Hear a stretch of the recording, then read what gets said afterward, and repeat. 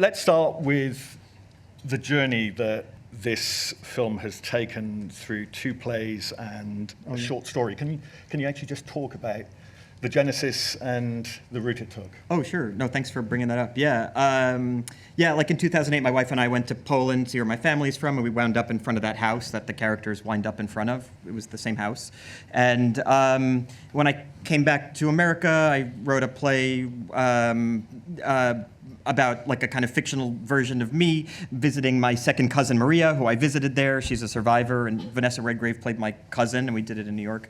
And I played a character named David, who takes weed into Poland. And then I wrote another play, as you mentioned, called The Spoils, which we did here in the West End, and I was playing a character named Benji, who is this kind of charming, maladaptive kind of guy. And then I put those 2 guys from those separate plays in a room for a short story about these 2 guys going to Mongolia, and I was like writing this script where these 2 guys meet at the airport, same kind of thing, and one's bringing weed into it, and they're going to Mongolia to see an old friend of theirs, and like I was 30 pages into this script, and it was just not going well. It just seemed like there wasn't it needed some other thing, and as I was like really frustrated trying to write this movie, an ad popped up on the internet for Auschwitz tours, and then in parentheses with lunch, and so I probably am the first person ever to like smile broadly at that thing. So I was like, oh, that's it.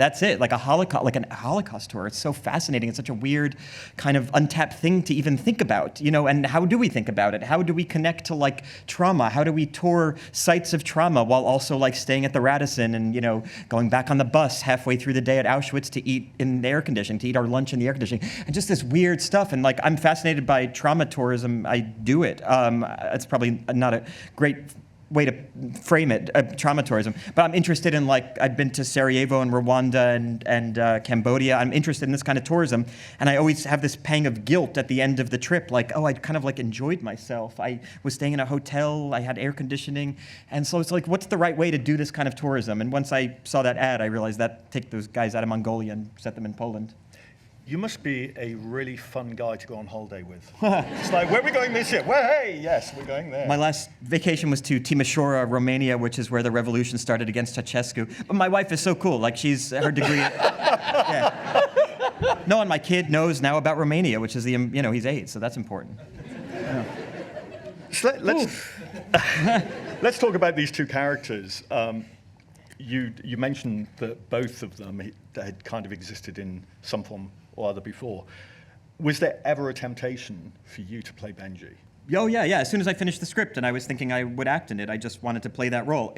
So I did this play called The Spoils. We did it in New York and here on the West End, and it was like the most exhilarating experience of my life, getting to live inside the character that is like kind of not centering himself, says what's on his mind, has some kind of charm, but it's not sustainable, can be kind of crude and transgressive, but he's never stupid. And so I just loved it. So I thought I would play that role. One of our producers is Emma Stone, Emma Stone, Yeah. Emma Stone? We got to explain who she was? Well, I was just going to say, like, the actress, but also she's been producing a lot. Like, as it made sense, it was fine. A good idea. It's good. You're good. Like, she's been producing, and so she just told me, she was like, I would not advise you to play a character that's like spontaneous and unhinged while also trying to direct a movie.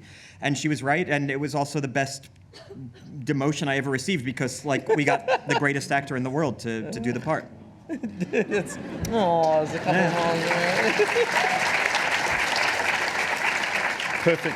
Perfect segue to Kieran. Demotion, huh? Yeah, you got the great. Yeah, I got the fun part.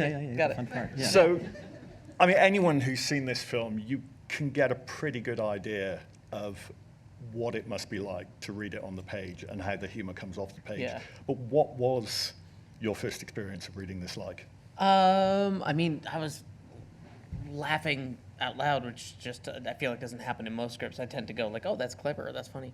But I also felt right away that I felt like within about 15, 20 pages, I went, I completely understand this guy, and I understand their dynamic, and I felt like I could sense their history. It's like, it's so wonderfully well written. And, but then I would find that, like, every 10, 20 pages or so, as much as I feel like I have a handle on this guy already, he would just surprise me with something he would react with. And so why is he being mean? Like, I don't understand, like, what he's doing. I mean, I felt like I understood it sort of... I understood it somehow, but I didn't want to analyze it because it made perfect sense to me, and I thought it was so beautifully written that, like, when it came to shooting it, I didn't have any questions about this. Usually, when I read something, there's something I have to do to like rework my brain and understand how I could possibly play this part. But this was like, I actually get it, and I think because it's so well written, I could just show up on the day and see what happens. And I didn't really want to talk about it, which I think frustrated you a little bit. Yeah. He's a planner and a worrier, if you guys didn't gather that. Yeah. And the fact that I didn't want to talk about it or rehearse, I think, made you a little bit anxious.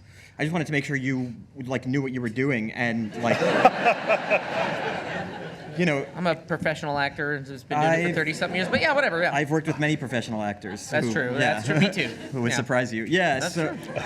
I wanted to make, like Kieran. So Kieran is like a visceral performer. Kieran does not like to kind of analyze it or tell me why he thinks there are references to Lear hidden in his dialogue.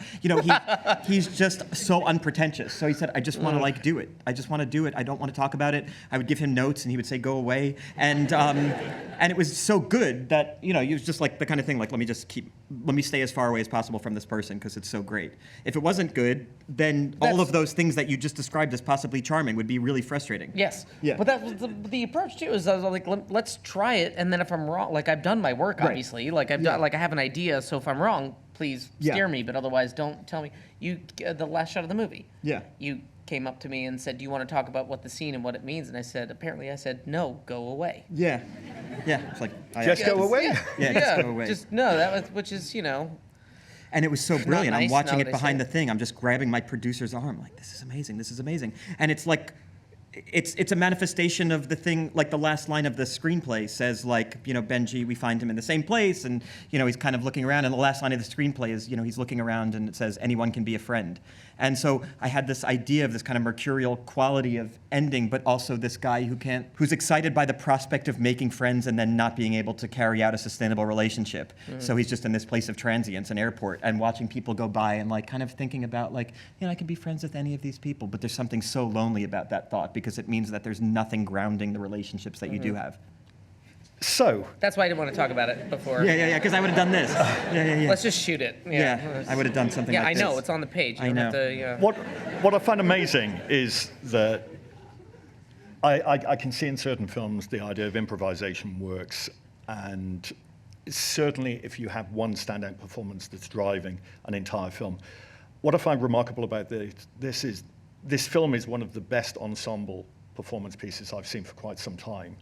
And the interaction between you all is quite incredible. Could you talk about, outside of the director, working with the other cast members as this group, this tour group, working with the process that you have? Well, okay. Makes me sound like I'm difficult, which maybe I am. No, This is eye-opening. No. No, it's the exact opposite. No. Please. Okay, I will. The first sentence I was going to say also makes me sound difficult. I showed up the day before shooting, not like a week before, which I think was asked of me. But wow, here I go. But I felt like I got to know who these actors were, and in real time as the characters are getting to know each other.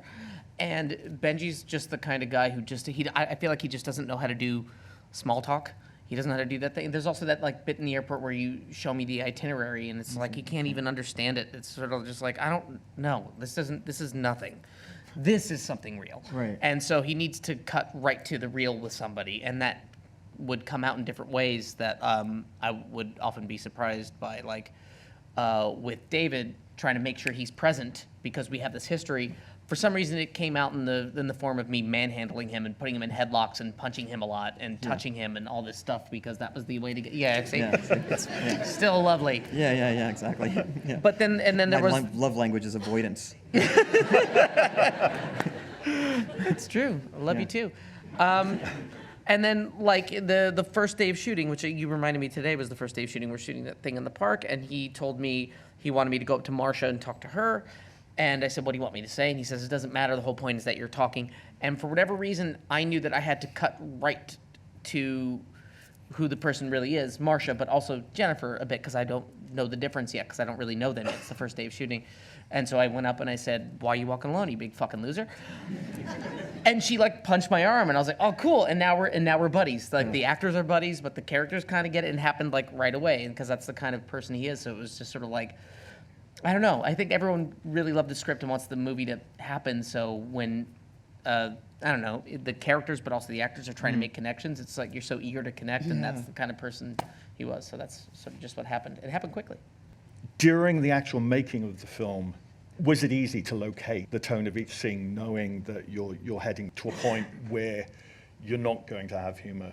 You're in the camp itself. Wow, that's such a good question. Yeah, I mean, I wasn't like calculating like, you know, wait 3 minutes after sad thing for fun thing, but it was just really just kind of like what would happen now. Like the humor doesn't come from like the characters like joking with each other. In fact, I make one joke in the movie, and he goes, "What are you talking about?" You know. Oh like, yeah. So the characters aren't like. Grace of no God. Yeah, the characters aren't joking. It's funny because like they have this dynamic that's you know amusing, and so you could put that dynamic into any room, how irrespective of how reverential the room warrants, you know, and it would still be amusing because the humor is not coming from us being irreverent towards history. You know, if we were making fun of the history, that would just be gross. I mean, it would be a stupid movie, but it would be like that wouldn't be funny. Yeah.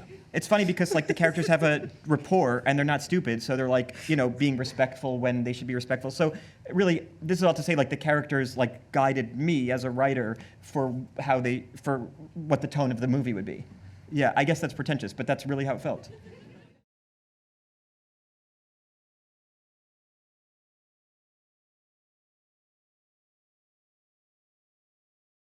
Yeah, so these tours are typically what you might expect, which is retired American Jews, you know, living in the suburbs who go on this trip as their serious trip. And I mean, I'm one of those people, so I'm making, yeah, I can say exactly that. The air quotes. And I was trying to like, you know, broaden it out a little bit. And, you know, 5 years ago, I was at a wedding and I met this guy Eloge, the same name as the character in the movie, and he told me his story, which is the exact same story that this is played by Kurt Egyewan, the British actor. But this guy Eloge told me this story of surviving the Rwandan genocide, of moving to Canada as a refugee after the war. And he said the only people he could connect to were Jewish survivors of the Holocaust, because they were the only people who could understand what it's like to have gone through what he just had gone through. And he fell in love with the faith and converted to Judaism. And I fell in love with this guy because it was such a fascinating story, and I felt like his connection to my faith was fascinating because he knew far more about my faith than I did, because he's an adopter and they tend to kind of, you know, just become more interested. And so if you Google Eloge's name, the real guy, the first video you find is him talking about having just gone to Auschwitz on a Holocaust tour. And so I knew him in that context way before I was writing this movie. And when I was starting to write it and think about and conceive of who can be on this tour, I called him and I said, you know, I really want to use your story. Would you mind? And he was flattered and said, no, I would love to. And he was amazing. Like, he helped out with everything, like to the point where he was looking at more audition tapes than me for castings. His wife sent me books and books of wardrobe ideas. His wife helped me dress him. Eloge talked to me and Kurt, you know, on the anniversary of his grandmother's murder. He spoke to me. We were actually doing like a heavy scene that day, and he said, I just want you to keep her in your hearts today. He helped me with dialogue so I can make sure his dialogue sounded accurate to his experience. And it was just like this amazing gift. And Eloge is like, I'm so relieved that he is so happy with the movie and feels like his portrayal honors him and his family and his trajectory.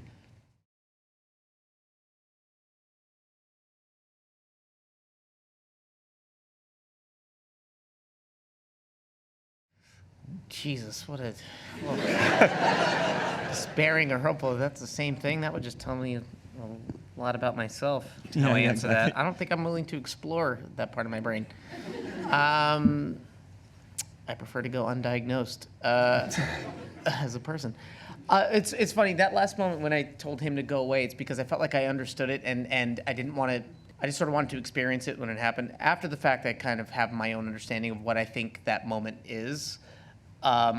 This maybe sounds like a cop-out, or maybe it'll come off as rude, and I don't mean it to be that way, but I really don't love sharing that, because I've heard people tell me what their thing is, and sometimes it's very similar, or sometimes it's their own sort of thing, and I actually love the different interpretations of it. And on something else I worked on was the first time I had that experience, which was on the show Succession. The last moment that the character has, and I still haven't seen the last episode, but I'm told that scene is still in there. It's like, it's the last moment that he has where he has like, he orders a martini, and I remember we shot it that day, and I knew that this was like, this big thing had just happened, and this was it.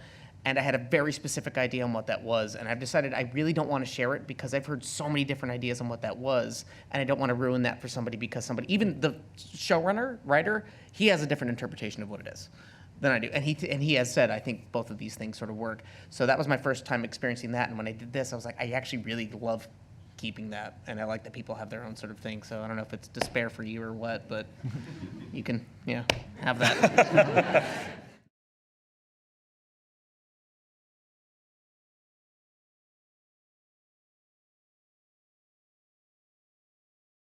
No. Yeah, it's totally intentional. I mean, it's like an 88-minute movie, and it's a 100-page script, so it's that calculation is normally that the pace is going to be fast. Yeah, I mean, it's just my taste. You know, again, I feel the tone is created by the characters, and Kieran's character is this relentless character, and he's driving the whole movie, and he's a guy who doesn't give you a break. And I just wanted that feeling to be part of the movie. So when we were cutting the movie, it felt like, what are the characters doing in this scene, and how are they driving the movie? And it was 99% driven by Kieran, except one scene where Kieran's not in, at the dinner table in the restaurant, where the camera suddenly slows down, and the character, and now the scene's about David. But for the most part, it's just, yeah, how are the characters driving this? And it's just my taste. You know, I don't like making comedies. I mean, sorry, I don't direct anything. I mean, this is my second movie, but I mean, like, but in my plays too, I don't like comedies where, like, you know, you remind the audience how funny you are every 2 seconds because you made a joke 5 minutes ago. I just like things thrown away as much as possible, and I like the drama to kind of sneak up on you. My hope with the movie is that, you know, you walk away kind of thinking about it rather than answering everything on your mind by the time it ends. It's just, I guess, my taste and the kind of movies I like and what I wanted to make. I hope you.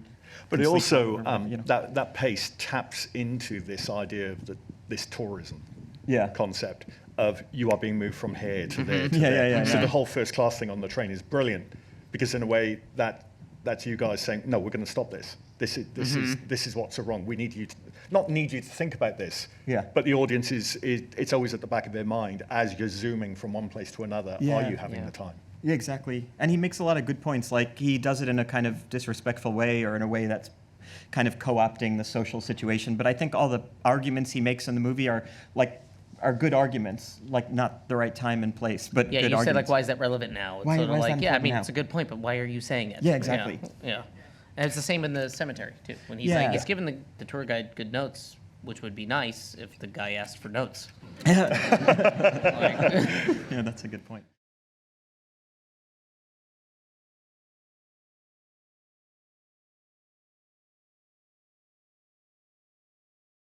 He's not familiar with my work, which is true.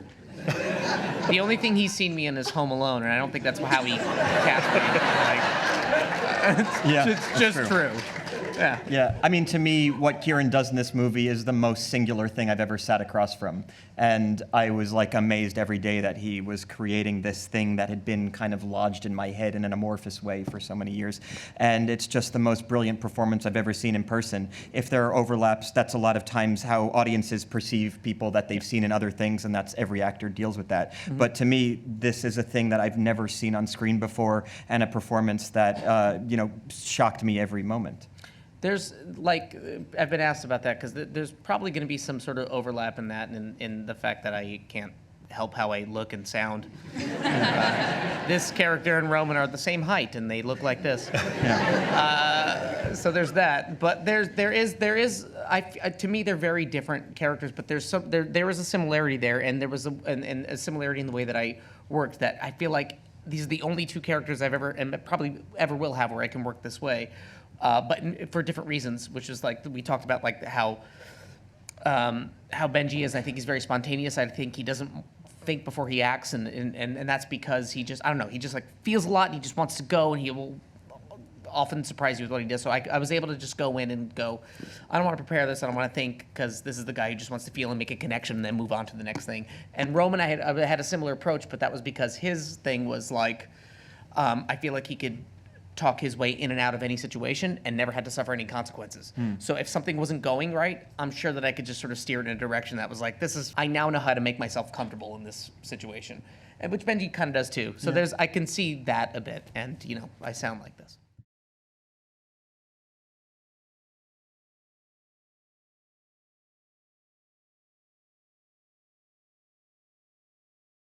Oh, that's such a nice question, and I'm not educated enough to answer it, but I'll just say for our characters in the movie, they feel like they should experience pain in an attempt to connect to their family's past. And yet, what pain are you supposed to feel when you're walking through a concentration camp? What are you supposed to do? Are you supposed to cut your arm when you're walking through so you can have a sensation of pain? Like people had sensations of pain there? No, that would be inappropriate.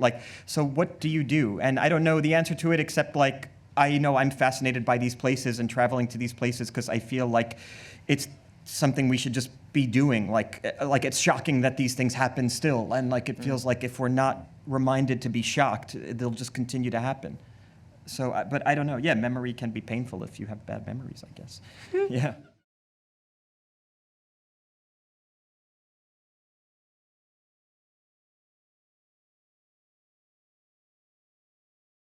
Oh yeah, I just had this idea that I wanted somebody who was very academically obsessed with Jewish experience, but kind of in a fetishistic way almost. There's a term we have called philo-Semitism, which is not exactly the opposite of anti-Semitism. Philo-Semitism, there is a kind of pejorative connotation, which is just that somebody who kind of fetishizes Jewish people, your people are so amazing, this kind of thing. And I just love the smells of your foods, and I come into contact with these people a lot, and so I wanted somebody who had that kind of academic interest in it. So because Kieran's character is a time bomb, and so if I have this guy who's so well-meaning, it's going to just kill this guy because he can't stand that this guy is so well-meaning but actually can't connect to it in the visceral way that he can. And so I just thought it'd create this great tension where you have this guy who's always well-meaning, but I knew Benji has to find some way to kind of just hurt this person. But the guy is so well-meaning. So the thing that Benji finds is, hey, you're making this all so academic. You haven't introduced us to anybody. And so Benji has a good argument, which is basically you've stripped this tour of its reality, of meeting people. You've stripped this tour of something soulful. And Kieran's making a good argument, but it's just so awful to watch because the guy is so sweet. And this actor, I'm sure you know him, Will Sharp, is a genius, just an absolute genius. He's overqualified for the part, and we're so thankful he did it. I think he had the best off-the-cuff line in the movie. Yeah, he has the best line in the movie. Yeah, the scene that he does with Kieran where he says, you changed my life, I'm going to do this from now on. And then, so he did the scene, and then I don't know if it was even a joke to me or something, but he turned to me and said, "Thanks, David." And it was just so funny. It was so funny. Yeah, he's just brilliant, a brilliant guy. Can you please join me in thanking Jesse Eisenberg? Thanks very much.